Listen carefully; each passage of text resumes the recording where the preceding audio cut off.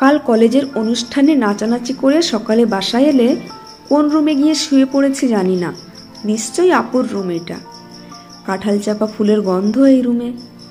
ও মনে হয় বাসায় নেই, ভার্সিটি গিয়েছে।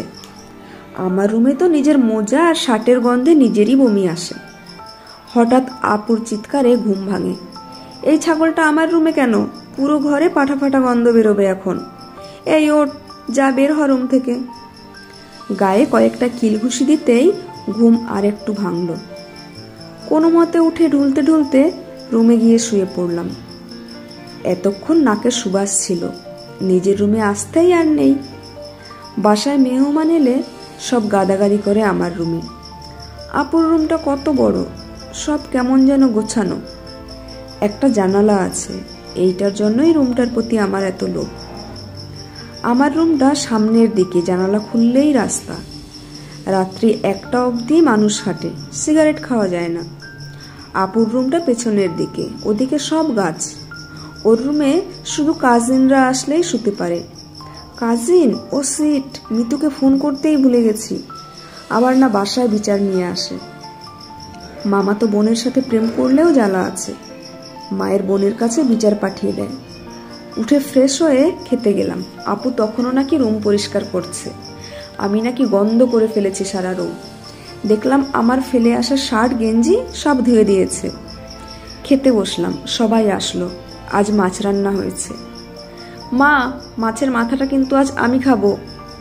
আহা, শখ কত! আমি খাবো মাছের মাথা, তুই আবার মাথা খেতে জানিস? এই বলে মাথাটা নিয়ে নিল আপু। মা, তুমি কিছু বলো না আপুকে। মা বলল, ও খেতে চায়, খেতে দে না। মায়েরা নাকি ছেলের পক্ষ নেয়, আর তুমি? মেয়েকে তো বিয়ে দিয়ে দিলেই চলে যাবে, যত ভালো ঘরেই বিয়ে দিই না কেন। আমি দেখবো কি খাচ্ছে না খাচ্ছে, খাওয়াতে পারবো। তোকে তো সারা জীবন খাওয়াতে পারবো। কখন দিচ্ছ বিয়ে? তাড়াতাড়ি দিয়ে দাও, তারপর ওর রুমটা আমি নিয়ে নেব। কত শখ, মাথা ফাটিয়ে দেব। আর আমার রুমে গেলে, বিকেলে আপুর রুমে গেলাম। আপুর রুমে ঢুকলেই মনে হয় ভিন্ন এক রুম। চারিদিকে কেমন টানা টানা গোছানো সব, বিছানার চাদর, পড়ার টেবিল, ওর জিনিসপত্র। জানলা দিয়ে বাগান বিলাস দেখা যায়। আর কোথা থেকে যেন কাঁঠাল চাপা ফুলের সুবাস। ওর সাথে অনেকক্ষণ গল্প করে আসার সময় পারফিউমের বোতলটা নিয়ে এলাম। কিছুদিন পর বাসায় বেশ নাস্তা রেডি হচ্ছে। জানলাম আপুকে দেখতে আসছে। বিয়ের পাকা কথা, ওরা আপুকে আগেই দেখেছে। বেশ খুশি সবাই। আপুকে বেশি খুশি লাগছে, আমারও বেশ খুশি লাগছে। সব হয়ে যাওয়ার পর মিতুকে ফোন দিলাম। জানো, আপুর বিয়ে ঠিক হয়ে গেছে, সামনের মাসে বিয়ে। বাহ, ভালো তো। এখন তাহলে তিশা আপুর রুমটা তোমার হবে। মানে আপু কোথায় থাকবে তো? ও মা, আপু শ্বশুর বাড়ি চলে যাবে না? তখন তো রুমটা খালিই পড়ে থাকবে। আমার মনটা কেমন যেন খালি খালি লাগছে এরপর থেকে। আপু থাকবে না। 1টা মাস কোন দিকে চোখের পলকে চলে গেল। আপুর বিয়ে হয়ে গেল। আপুকে বিদায় দিতে আমার মনে হচ্ছিল কি যেন হারিয়ে যাচ্ছে। আপুর বিয়ের পর থেকেই বোঝা যায় কি হারিয়ে গেছে ঘর থেকে। সব যেন নিশ্চুপ। ঘরে টানা টানা গোছানো ভাবটা নেই। ঘরে যে হাসি খুশি ভাবটা নেই। খেতে বসলে আমি, মা, বাবা কেমন যেন চুপচাপ খেয়ে উঠি। আপু থাকতে এমন খাবার টেবিলে চিন্তা করতে হতো না। আমি আপুর রুমে যাই এখন, কেমন যেন ঢিলে ঢালা এখন সব। সব আছে, তারপরও কেমন যেন। ফুল গাছও আছে, তবে এখন আর কাঁঠাল চাপা ফুলের গন্ধটা নেই। আমি প্রায় আপুর রুমে গিয়ে বসে থাকি, ওর অনুভব পাই। ওর বিছানায় ঘুমাই না এখন। ঘুমালে মনে হয় এই বুঝি এসে মারবে। এই ছাগল, এই সৌরভ, ওঠ। আপু আসে না, এইভাবে ডেকে তুলে দেয় না। এইভাবে ঘুম ভাঙার আশায় আমার ঘুমই আসে না। আপু এখন বাসায় আসে 2 দিনের জন্য। আসলে এই রুম নিয়ে ওর কোনো বাড়াবাড়ি নেই, মায়ের সাথেই থাকে। নানান কথা সংসারের। যে আপু গল্প আর কবিতা নিয়ে ঘন্টার পর ঘন্টা গল্প করত, এখন নুন পেঁয়াজ আর শাশুড়ির গল্পে তার ঘন্টা চলে। দুলাভাই সহ ঘুমায় সে রুমে, তারপর চলে যায়।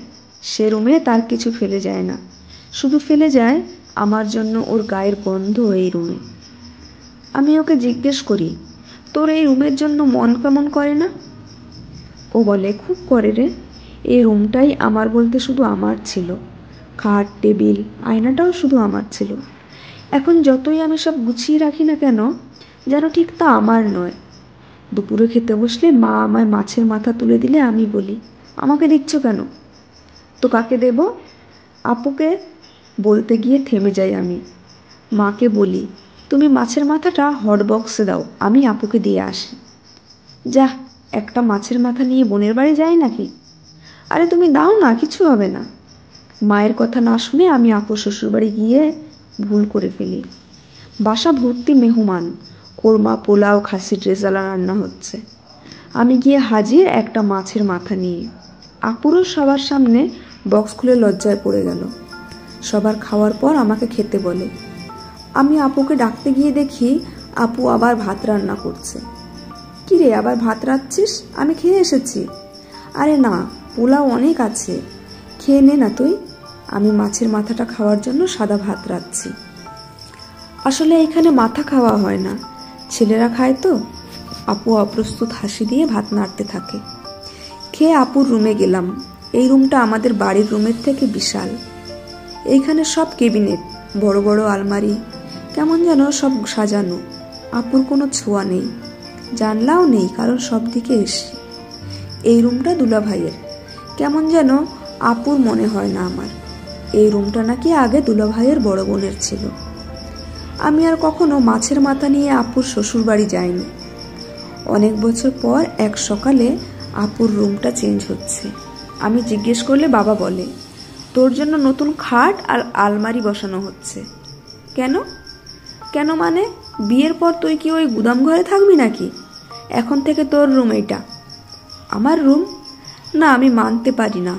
আমার মনের মাঝে অজান্তে এটা আপুর রুমই জানি। মা আমাকে মাঝে মধ্যে বলে, তোর রুম থেকে জিনিসটা নিয়ে আয়। আমি সারা ঘর খুঁজে আসি। শেষে মা বলে, আরে গাধা, তোর আপুর রুমে। আপুর রুম, এখন যা আমার রুম। আস্তে আস্তে মুছে যাচ্ছে আপুর সব কিছু। মা এখন আপুর ফেলে যাওয়া ওড়না দিয়ে কাঁথা কম্বল ঢেকে রাখে। ওর সালোয়ার কামিজ এখন ফ্লোরে পানি পড়লে ইউজ করা হয়। হারিয়ে যাচ্ছে ওর ছোঁয়া এই ঘরের থেকে। রুমটাতে এখন আবার প্রাণ ফিরে এসেছে। মিতুও সব গুছিয়ে রাখে, তবে সে যেন টান টান ভাবটা নেই। তবে এখন কামিনী ফুলের সুবাস ছড়ায় এই রুমে। এক দুপুরে খেতে বসলাম, তখন বেল বেজে ওঠে। অয়ন এসেছে। অয়ন আর মিতু পিটে পিটি ভাই বোন, খুব মারামারি করত। একবার মিতুর হাত ভেঙে গিয়েছিল মারামারি করে। অয়ন, আয় আয়। মা একটা মাছের মাথা পাঠিয়েছিল মিতুর জন্য। আমি হেসে বলি, মামি পাঠিয়েছে নাকি তুই এনেছিস? মিতু, তুমি মাছের মাথা খেতে ভালোবাসো, বলনি কেন? না মানে তুমি খাও তো? আরে আমি তো কেউ খায় না তাই খাই, এখন থেকে তুমি খাবে। আমি রুমে গিয়ে সিগারেট ধরালাম। টেবিল থেকে অয়ন আর মিতুর হাসির শব্দ হচ্ছে। আসলে কি অদ্ভুত পবিত্র হয় এই ভাই বোনের সম্পর্কগুলো, তাই না? 20 বছর পর বাসায় চিৎকারের শব্দ।